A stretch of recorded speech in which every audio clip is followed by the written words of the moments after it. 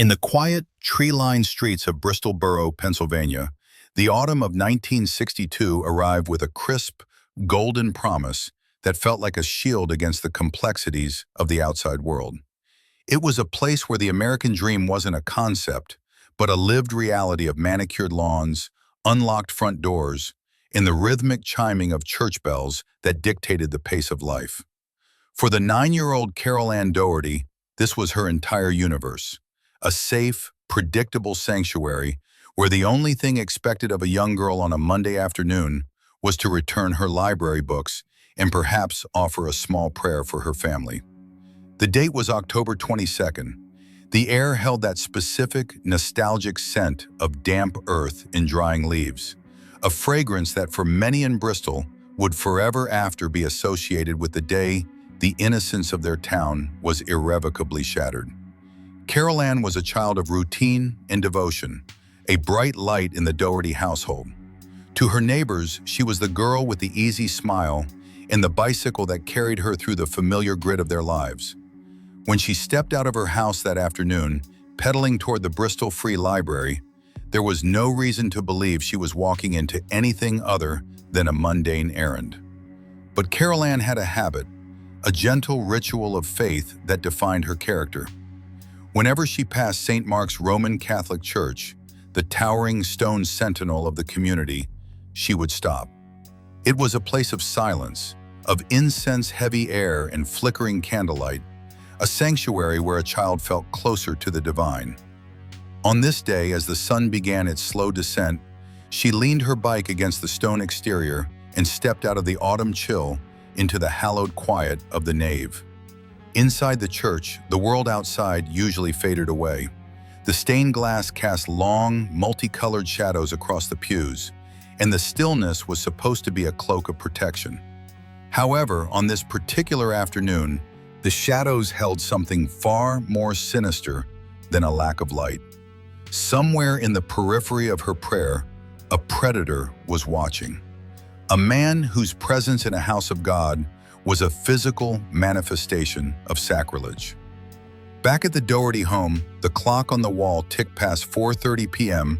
with a sudden, jarring significance. In a town like Bristol, 15 minutes of lateness wasn't just a delay, it was a cold needle of anxiety in a mother's heart. Carol Ann was never late. Her parents, Frank and Agnes, shared a look that needed no words, a silent communication of escalating dread that every parent understands in their marrow. The search began not with sirens, but with the frantic calling of a name through the neighborhood, a sound that grew more desperate as the shadows lengthened and the library doors were found closed. Frank Doherty's journey that evening was a descent into a personal hell. He followed the mental map of his daughter's day, his footsteps eventually leading him to the heavy wooden doors of St. Mark's. The church, usually a source of comfort, now felt imposing, its silence heavy and suffocating. He pushed inside, the scent of wax and old wood meeting him as it always did, but the atmosphere was different, charged with an unspoken horror. He searched the main floor, his voice echoing off the high ceilings, trembling as he called for his little girl. There was no answer, only the oppressive quiet of the empty pews. Then he moved toward the back, toward the narrow, winding stairs that led to the choir loft. It was there, on a small landing that served as a transition between the sacred music of the loft and the world below, that he found her. The sight was one that would haunt the collective memory of Bristol for 63 years. Carol Ann lay still, her small form discarded like a broken doll, in the very place she had come to find peace. The brutality visited upon her was a visceral insult to the sanctity of the church. She had been sexually assaulted and strangled, her life extinguished in a frantic, violent struggle that left her clutching a silent witness in her tiny hands, strands of hair that would one day bridge the gap between a cold case and a closed chapter. The news of the discovery rippled through Bristol like a physical blow. By 6 p.m., the sanctuary was no longer a place of prayer, but a crime scene, swarming with local police and Pennsylvania state troopers. Flashbulbs from forensic cameras pierced the dim light of the nave, capturing the grisly reality of a world gone wrong. Neighbors stood on the sidewalk outside, clutching their own children, watching the flickering blue and red lights reflect off the church's stone walls. The realization was immediate and terrifying. The monster wasn't a stranger from the city, the monster was among them. For the Doherty family, the grief was a vast, uncharted ocean. To lose a child is a tragedy. To find her murdered in a house of worship is a spiritual crisis that defies articulation. The community's reaction was a mix of profound sympathy and a newfound corrosive suspicion. The unlocked doors were bolted. The children who once played until dusk were kept inside. The psychological landscape of Bristol Borough had changed in an hour, replaced by a pervasive fear that the person who could do such a thing might be the man pumping gas, the neighbor mowing his lawn, or even the person kneeling in the pew beside them the following Sunday. Investigative leads in 1962 were limited by the science of the time.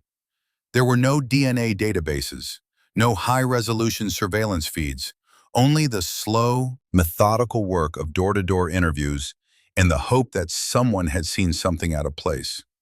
The lead investigator, Chief Vincent Ferragalli, was a man who felt the weight of the community on his shoulders. He knew that in a town this small, every resident was a stakeholder in the truth. Early reports focused on the timeline. It was estimated that the attack occurred around 3:35 p.m., a window of time so brief it suggested a predator who was either incredibly lucky or intimately familiar with the rhythms of the church. The evidence at the scene was sparse but significant. The hair in Carol Ann's hand and the absence of a clear motive beyond the darkest impulses of the human soul. As the first night of the investigation drew to a close, the lights stayed on in the Bristol police station and in every home in the borough. The sanctuary silence had been broken by a scream no one heard, and the echoes of that afternoon were just beginning to resonate through the decades. The story of Carol Ann Doherty was no longer just about a life taken too soon. It was about a town's loss of safety and the beginning of a 60-year quest for a name to attach to the darkness. The golden leaves of October continued to fall, covering the ground outside St. Mark's, but the stain on the choir loft landing remained, a silent demand for justice that would refuse to be ignored, even as the years turned into decades and the faces of the investigators began to age. As the first pale light of Tuesday morning crept over the Delaware River, it didn't bring the usual sense of a fresh start to Bristol. Instead, the sunrise seemed only to illuminate the jagged edges of a new, terrifying reality. The yellow police tape fluttering in the breeze outside St. Mark's was a foreign object in a landscape that had, until yesterday, been defined by its predictability. For the investigators standing in the chill of that October dawn, the weight of the task ahead was already settling into their bones. They weren't just looking for a killer, they were trying to mend a hole in the very fabric of the community, a task that required more than just flashlights and fingerprint powder. In 1962, the science of catching a monster was a primitive, analog process. The Pennsylvania State Police and the local Bristol officers worked with the tools of their time, which relied heavily on shoe leather and the gut instincts of men who had seen too much of the world's dark side. Inside the church, the air remained heavy with the scent of incense and the metallic tang of dried blood. Technicians moved with a reverence that was part professional and part spiritual, knowing that every fiber and every smudge on the floor held a piece of Carol Ann's final moments. They found the hairs, small, dark strands clutched in the girl's hand, a desperate, final act of a child trying to hold on to her life, or perhaps identifying her attacker for a future she would never see. At the time, these were mere physical characteristics, things that could be looked at under a microscope to determine color or texture, but they were silent on the identity of the person they belonged to. The technology to unlock the secrets of DNA was still decades away, a distant dream in a world of black and white photography. The investigation quickly became a massive dragnet, a desperate attempt to satisfy a town that was screaming for an answer. Every man in Bristol felt the heat of suspicion. It started with those on the fringes, the ones whose lives didn't quite fit the tidy narrative of the borough. The first name to emerge from the chaos was Frank Zucchero, a local bricklayer who had the misfortune of being seen near the church, and the even greater misfortune of having a history of heavy drinking. When the police brought him in, the pressure of the interrogation and the weight of his own clouded mind led to a confession. For a few brief, feverish hours, the authorities thought they had their man. But as they poked at the edges of his story, the details began to crumble like dry clay. Zucchero's confession was the product of a broken man's confusion, not a killer's memory. He was a red herring, a distraction that only served to heighten the frustration of the investigators and the fear of the public. Then there was Wayne Roach. He was only 19, a boy who lived on the edge of the community's peripheral vision. When his parents found a notebook where he had scribbled Carol Ann's name, the police descended. It was the kind of detail that fueled 1,000 rumors in the neighborhood shops and over backyard fences. Was he a stalker? Was he obsessed? Roach was subjected to the full force of the era's psychological profiling, but again the evidence was more spectral than substantial. There were no bloodstains on his clothes, no physical link to the landing in the choir loft. Like Zucchero, he was a ghost in the machine, a suspect created by the frantic need for a culprit. The suspicion then turned inward, toward the very heart of the sanctuary. Father Joseph Sabadish, a priest at St. Mark's, found himself under the harsh glare of the investigators' lights. In 1962, the idea of a clergyman being involved in such a heinous act was almost unthinkable, a taboo that added a layer of spiritual agony to the town's grief. Sabadish's initial alibi was shaky, his movements on that Monday afternoon difficult to pin down with the precision the police demanded. He was questioned repeatedly, his life and his character dissected in a way that left scars on his reputation that would never truly heal. Though he was eventually cleared, the fact that the police even considered him was a testament to how deeply the trust in Bristol had been wounded. If the sanctuary wasn't safe and the shepherds were suspects, then where was the light supposed to come from? Through all of this, a name appeared on a list of people seen near the church: William Schrader. He was 25, a man who lived within walking distance of the crime scene. Witnesses placed him outside St. Mark's around the time Carol Ann would have been entering or leaving. He was brought in for questioning, his face a mask of indifference that stood in stark contrast to the emotional turmoil of the town. He was a local, but he carried an aura of something unsettled, something that didn't quite mesh with the quiet domesticity of Bristol. But in 1962, Schrader was just one more face in a sea of suspects. He didn't have the obvious brokenness of Zucchero or the youthful oddity of Roach. He gave his statements, he stood his ground, and when the police couldn't find a direct physical link, he was allowed to walk back out into the autumn air. The failure to make an arrest in those first few weeks was a slow-motion catastrophe for the borough. The sense of urgency began to transition into a weary, cynical stagnation. The detectives, men like Chief Faragalli, were living on coffee and cigarettes, their eyes tracing and retracing the same maps and witness statements until the words lost all meaning. They were trapped in a fog of investigation where every lead led back to the same empty choir loft. The psychological toll on the officers was immense. They were fathers themselves, and every time they went home to tuck their own children into bed, they were reminded of the one child they couldn't protect and the one killer they couldn't catch. The culture of Bristol began to warp under the pressure. The sanctuary silence wasn't just about the church anymore. It was about the silence between neighbors. People stopped talking about the case in public, but the whispers in private were loud and poisonous. The tragedy had created a hierarchy of grief, with the Doherty family at the lonely summit. Frank and Agnes were surrounded by a community that loved them, but that love was now tinged with a pity that felt like a secondary trauma. They were the living reminders of every parent's worst nightmare. And as the weeks turned into months, the realization began to dawn that the man who had done this might never be named. This era of the investigation was defined by a tragic irony. The police were holding the very evidence they needed, those hairs clutched in a 9-year-old's hand, but they lacked the key to unlock them. It was like having a message in a language that hadn't been invented yet. They preserved the evidence, sealing it in envelopes and filing it away in the evidence lockers of the state police barracks, where it would sit in the dark, waiting for the world to catch up to the crime. The case was moving toward that dreaded classification, cold. In the bureaucratic language of law enforcement, it meant the active leads had dried up.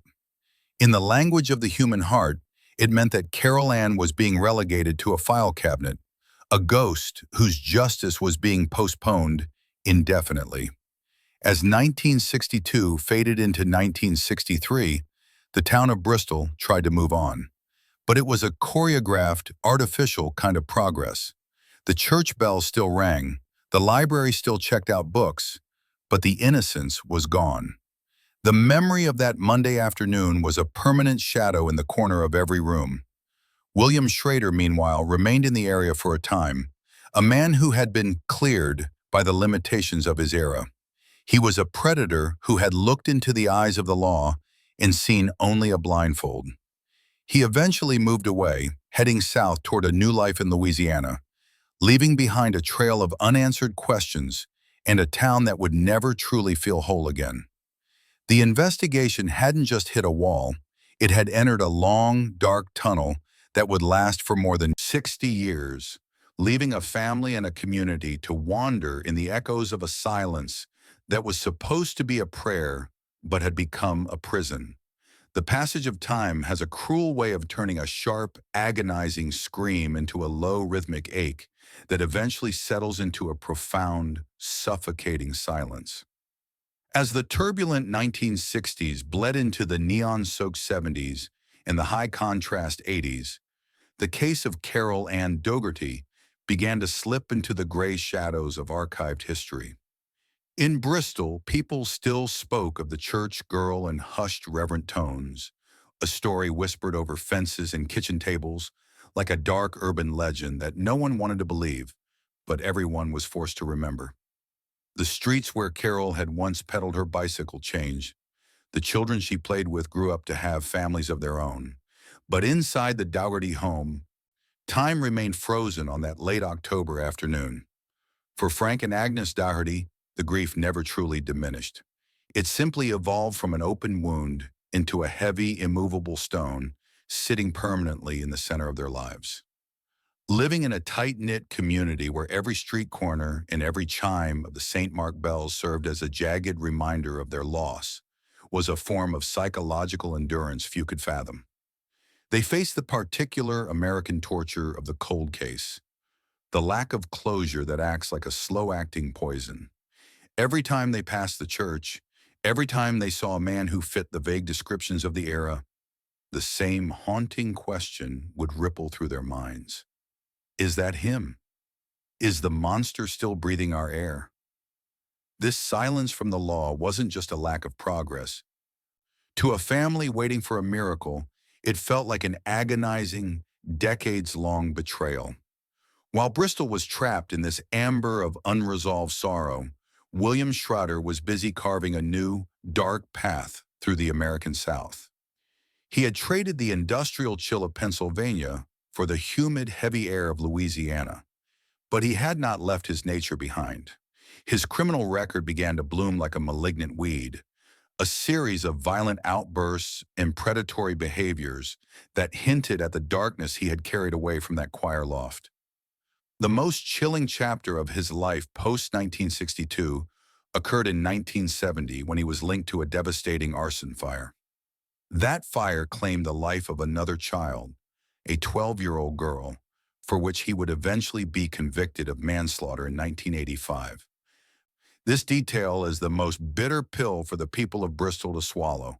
The realization that because justice was blind in 1962, another family in a different state was forced to bury their own daughter. It was a failure of the system that echoed across state lines and generations. In 1994, a sudden spark of hope flickered in the darkness. The Bucks County District Attorney's Office, refusing to let the file go completely cold, managed to convene a grand jury. For a brief, electric moment, it seemed that the wheels of justice were finally turning. William Schrader was extradited from Louisiana, brought back to the very soil where Carol Ann's life had been stolen. The town held its breath.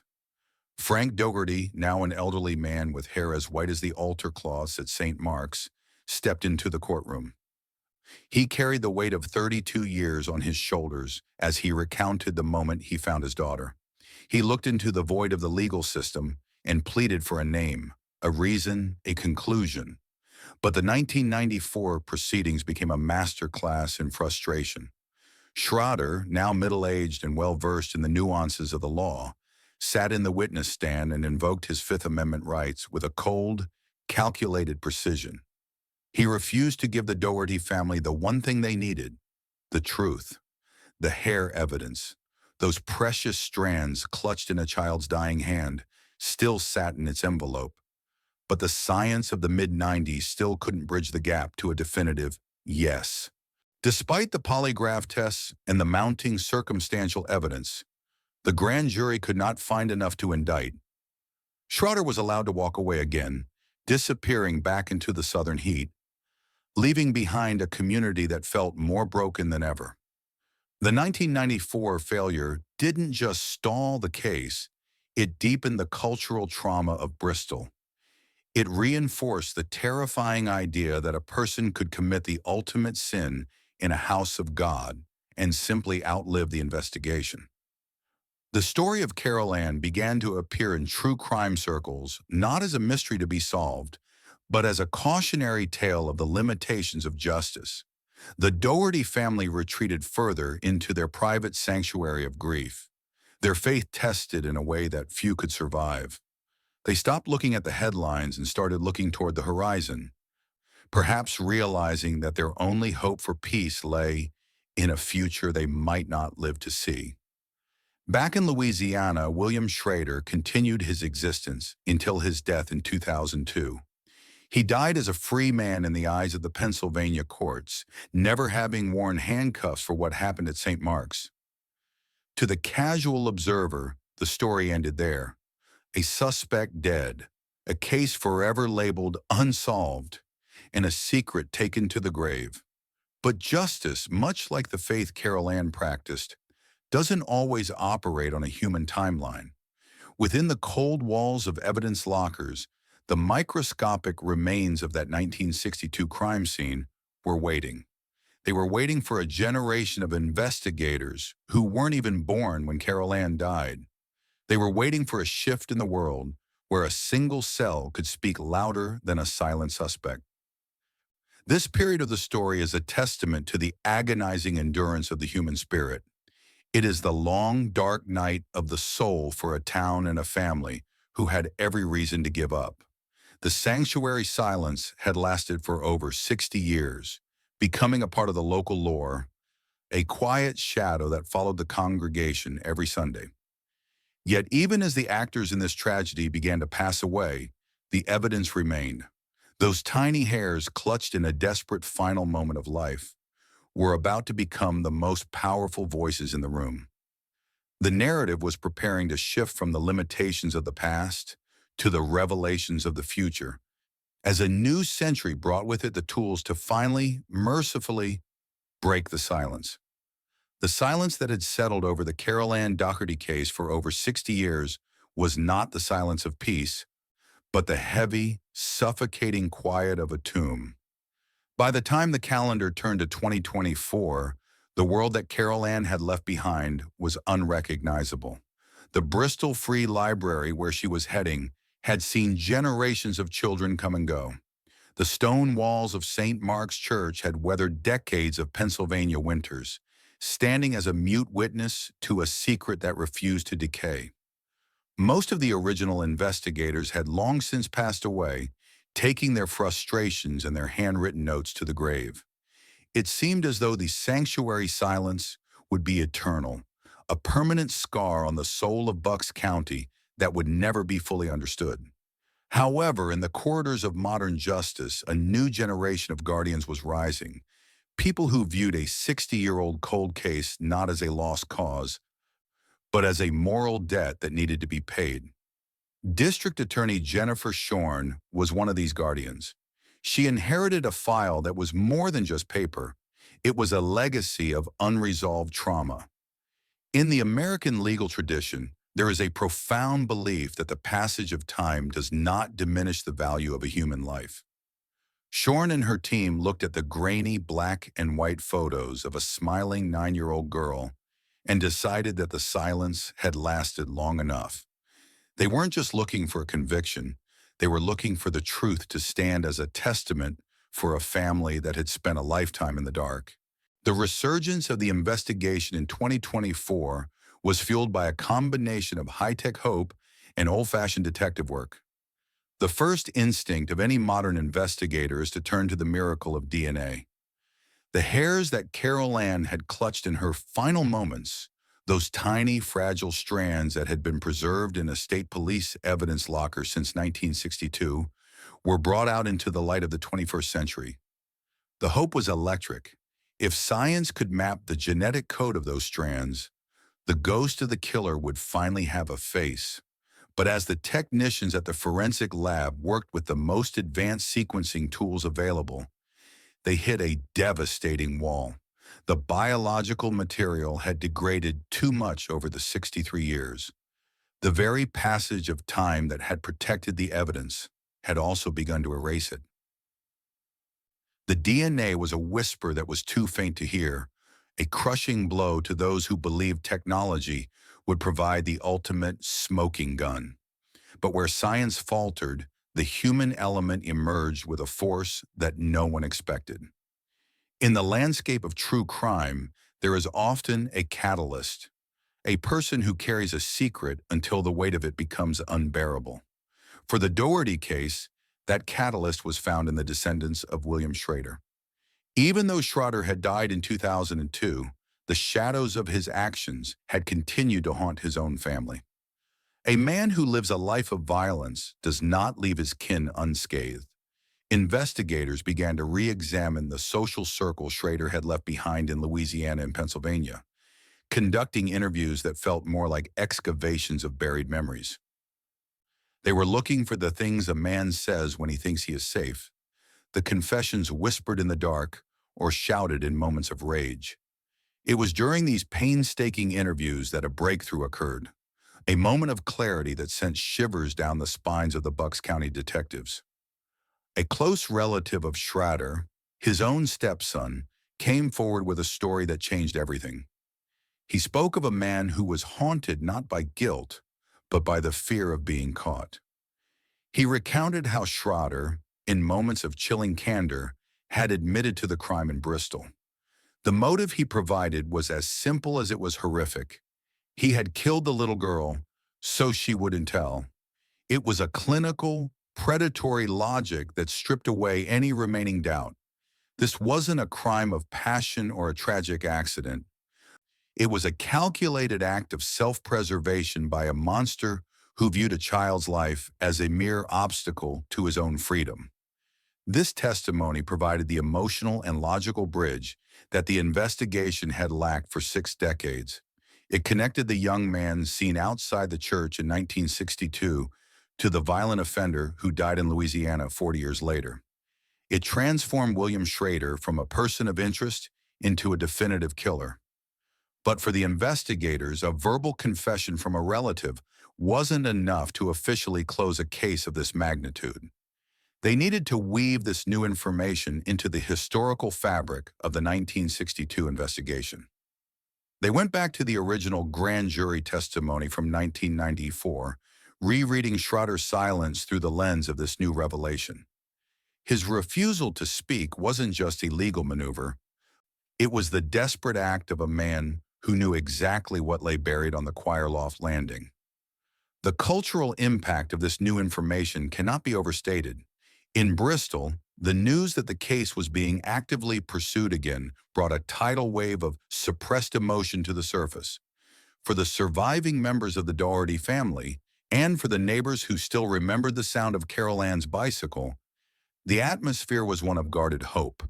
There is a specific kind of exhaustion that comes from decades of disappointment, a fear of believing in justice only to have it snatched away again.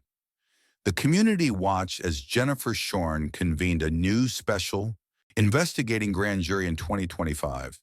This was a formal, solemn process designed to weigh the old evidence against the new testimony to see if the scales would finally tip. As the grand jury began its work, the narrative of Carol Ann's life began to be reclaimed from the tragedy of her death. Witnesses who were children in 1962, now grandparents themselves, walked into the courthouse to share their memories. They spoke of the Bristol they once knew, a place of safety that was stolen on a Monday afternoon. They spoke for the girl who couldn't speak for herself. The investigation was no longer just about a legal outcome. It was about a collective act of remembrance. It was about showing that in a civilized society, we do not stop looking for the truth just because it's difficult or because the clock has run out. The logic of the prosecution was becoming surgical. They laid out the timeline of 1962, the 3:35 p.m. window of the attack, the proximity of Schrader's home to the church, and his sudden, unexplained flight to the south shortly after the murder. In the world of criminal profiling, this is known as flight as evidence of guilt. When combined with the stepson's testimony and the consistent physical descriptions from the original file, the picture of William Schrader was no longer a blur. It was a high-definition portrait of a predator. The sanctuary silence was being chipped away piece by piece by the voices of the living and the records of the dead. This part of the journey was a testament to the fact that justice is a marathon, not a sprint. It required a unique blend of modern empathy and historical grit. The investigators weren't just looking at cold facts. They were feeling the heartbeat of a community that had been holding its breath for over half a century. The air in the grand jury room was thick with the gravity of the moment. They were standing on the threshold of a truth that had been 63 years in the making. The realization was beginning to dawn on everyone involved. For the first time since October 22, 1962, the mystery of what happened to Carol Ann Doherty was about to have a name, and that name was William Schrader. The final chapter was being written, not in blood, but in the steady, unrelenting ink of the truth. The transition from a quiet, investigative resurgence to the formal, high-stakes environment of the 2025 grand jury marked a pivotal shift in the quest for Carol Ann's justice. The room was no longer just a collection of legal minds and bureaucratic procedures. It had become a vessel for the collective conscience of Bristol. As the doors closed, the atmosphere was thick with the weight of 63 years of unanswered prayers and the lingering scent of old paper. Every document presented was more than just evidence. It was a piece of a shattered childhood, a fragment of a story that had been waiting for its final, definitive sentence. The investigators and jurors knew they were not just examining a crime. They were performing a historical autopsy on the town's most painful secret.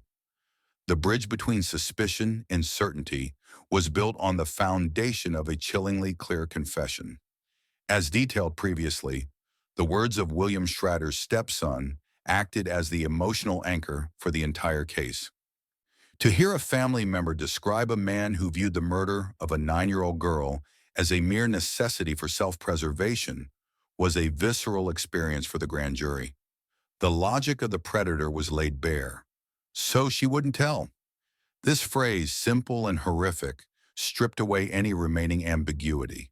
It wasn't an accident. It wasn't a crime of passion. It was the cold, calculated execution of an innocent witness in the very place she felt safest. This revelation transformed the abstract evidence of the past into a concrete narrative of guilt that resonated through the room. However, the case didn't rely on words alone.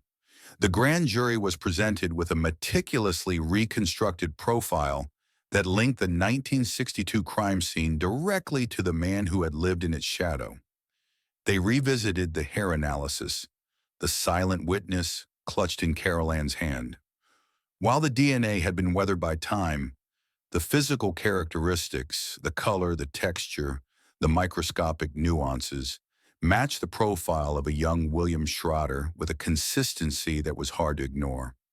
When this physical link was coupled with the reports of his presence outside St. Mark's and his immediate panicked flight to Louisiana, the sanctuary silence began to crumble. The jurors saw a man who didn't just run from a town, but from a truth that he could never truly outpace. The cultural fabric of Bristol was woven into the testimony, reminding everyone of the world that was lost. Retired officers, some now in their 80s, spoke with voices that cracked under the strain of memory.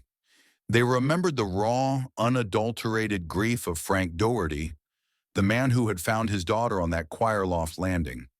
They represented a generation of law enforcement that had been haunted by the one girl they couldn't save. Their presence served as a bridge of empathy, connecting the modern legal process to the original trauma of 1962.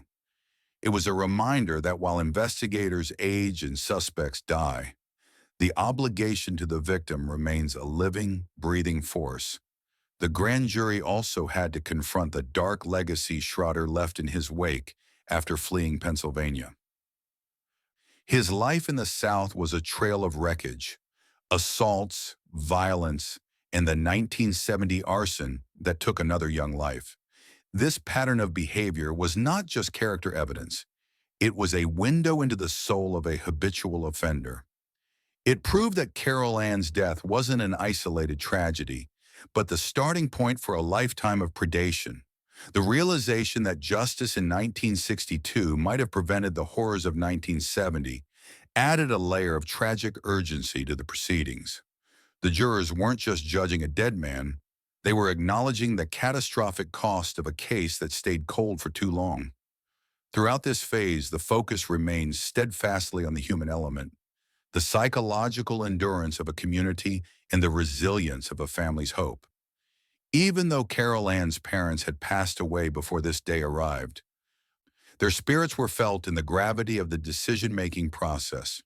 The grand jury was acting as their proxy, providing the closure that biology and time had denied them. The sharpness of the analytical work performed by District Attorney Jennifer Shorn's team did not diminish the humanity of the case. Rather, it honored it. By treating every detail with clinical precision and profound respect, they ensured that Carol Ann was no longer a statistic or a ghost, but a child who was finally being seen. The rhythm of the grand jury proceedings began to mirror the slow, steady ticking of a clock nearing the midnight hour. Every witness, every forensic report, and every historical record was a step toward a final resolution. There was a sense of profound relief among those who testified, as if they were finally setting down a heavy burden they had carried for decades. They were participating in a ritual of truth-telling that was as much about healing as it was about the law. The disclosure of Schroeder's confession had broken the dam, and now the truth was flowing, cleansing the memory of the church and the town from the corrosive power of the unknown. As the deliberations drew to a close, the narrative of the case had been transformed. It was no longer a mystery, it was a tragedy with a clearly defined villain. The sanctuary silence that had protected William Schroeder for a lifetime was now his final prison. The grand jury's work was the ultimate act of defiance against the decay of time. They proved that a name can be spoken, a crime can be solved, and a life can be valued even 60 years after the fact. The weight of their impending decision was immense, but it was carried with a sense of moral clarity that had been missing since that October day in 1962. The preparation for the official announcement on October 29, 2025, was done with a reverence that matched the sanctity of the original crime scene. This wasn't just a press conference, it was a public reckoning. It was the moment the world would officially acknowledge that Carol Ann Doherty had been right to clutch those hairs, that she had, in her final moments, given the world the key to her own justice. The feeling in the air was one of somber satisfaction, a quiet recognition that while the killer had escaped a prison cell in this life, he could not escape the final verdict of history. The story was now standing on the precipice of its conclusion.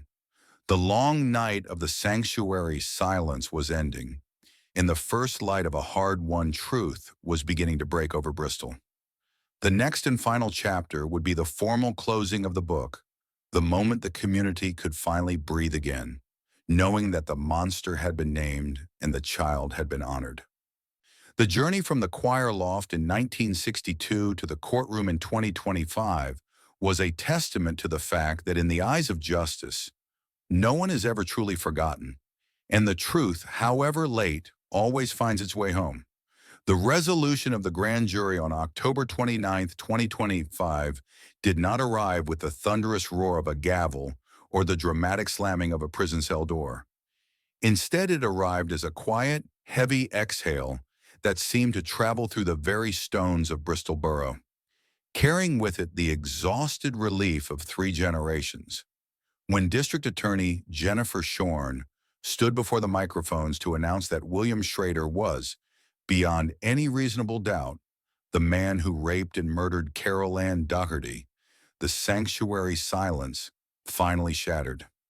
It was a moment of profound American justice, where the dignity of a long-lost child was finally restored, not by vengeance, but by the relentless, patient pursuit of the truth. In the aftermath of the announcement, the human cost of the 63-year wait became painfully clear. For the community, the declaration served as a somber historical correction. The names of Frank Zucchero, Wayne Roach, and Father Joseph Sabatish, men who had lived and died under the toxic cloud of suspicion, were finally and fully cleared. The damage done to their reputations by a desperate investigation could never be entirely repaired, but the truth offered a late, vital apology. This is the tragic anatomy of a cold case. When justice is delayed, the collateral damage spreads far beyond the victim, wounding innocent lives and eroding the trust of an entire town. The revelation of Schrader's guilt was a healing balm for those old wounds, proving that while the law can be slow and fallible, it possesses a memory that refuses to fade. For the surviving members of the Doherty family, the news was a bittersweet homecoming. They had spent decades navigating a world where Carol Ann was a frozen image, a 9-year-old girl in a school portrait, forever heading to a library she would never reach. While they could not see William Schrader stand in a courtroom and answer for his sins, there was a deep, spiritual satisfaction in hearing his name spoken with the prefix of killer. The stepson's testimony, which had been the final catalyst, offered a bridge of empathy between 2 families shattered by the same man's darkness. It was a reminder that even within the lineage of a predator, the human conscience can eventually find the light. The truth didn't bring Carol Ann back, but it ensured that she would no longer be defined by the mystery of her death, but by the justice of her memory. The cultural impact on Bristol was transformative. St. Mark's Roman Catholic Church, once the site of an unspeakable horror, could finally be seen as a place of closure. The shadows on the choir loft landing were finally dispersed by the clarity of the grand jury's report. In the weeks following the announcement, residents left flowers and small tokens of remembrance near the church, a grassroots tribute to the girl whose story had haunted their collective sleep for over half a century. The case became a cornerstone of Pennsylvania legal history, a testament to the fact that no case is ever truly closed until the truth is told. It reinforced a vital American value, that every life, no matter how small or how long ago it was taken, deserves a final accounting. As the sun sets over the Delaware River today, the town of Bristol feels different. The air seems lighter, as if a long-held breath has finally been released. The sanctuary silence has been replaced by a narrative of persistence and hope. Investigators like Jennifer Shorn and the generations of detectives before her prove that the bond between a community and its children is unbreakable, even by death and the passage of time. They showed that the work of justice is a sacred trust, a relay race where the baton is passed from one decade to the next until the finish line is reached. The story of Carol Ann Dougherty is no longer a cautionary tale of a monster in a holy place. It is a story of a town that refused to forget. However, even in the light of the truth, some questions remain as haunting echoes. We are left to wonder about the what-ifs, the other lives that might have been saved if the technology of 2025 had existed in 1962. We think of the 12-year-old girl in Louisiana who fell victim to Schroeder's fire in 1970, and the countless others who suffered in the shadows of his freedom. This is the sobering reality of the cold case journey.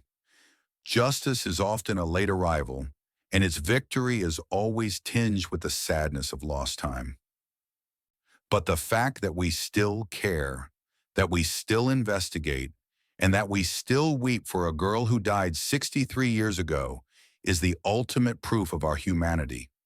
It is the reason we refuse to let the files stay closed. William Schrader died in 2002, thinking he had taken his secret to the grave.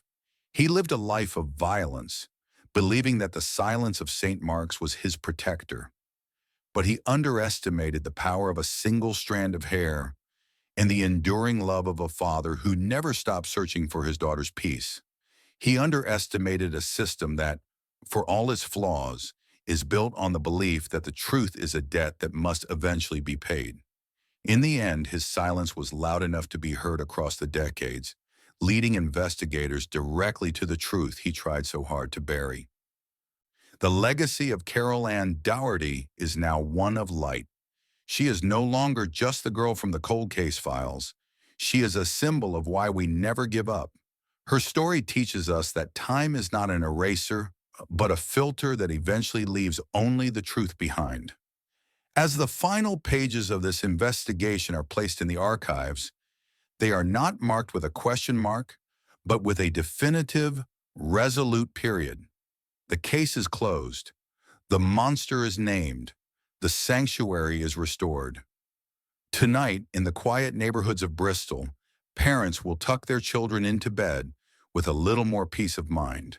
They will look at the stone spire of St. Mark's and see not a crime scene, but a monument to the endurance of the human spirit. Carol Ann's journey, which began with a simple trip to return library books, has finally reached its destination. She is no longer wandering the stairs of the choir loft, lost in the fog of 1962. She has been brought home by the truth, honored by her community, and placed forever in the hall of those who were never forgotten. As we finish this narrative, we are reminded that every cold case is a heartbeat waiting to be heard again. The sanctuary silence has been broken, and in its place is a song of justice that will echo for as long as there are people willing to remember. Carol Ann Dougherty, 9 years old, a child of faith and a daughter of Bristol, is finally mercifully at rest. The truth has found its way home, and the darkness has nowhere left to hide. Thanks for being here and listening to this journey through time and justice. Don't forget to cherish the ones you love and remember that the truth is a light that never truly goes out. Stay safe and take care. The truth about Carol Ann Dougherty has finally emerged from the shadows after more than 6 decades, but thousands of cold cases still sit in silence, waiting for their names to be spoken. Don't let these stories fade into history. If you believe that justice has no expiration date, please subscribe to our channel and hit the notification bell to join us as we continue to shine a light into the darkest corners of the past. Your support ensures that the truth is never buried again. Stay vigilant, stay safe, and take care of your loved ones. We'll see you in the next investigation.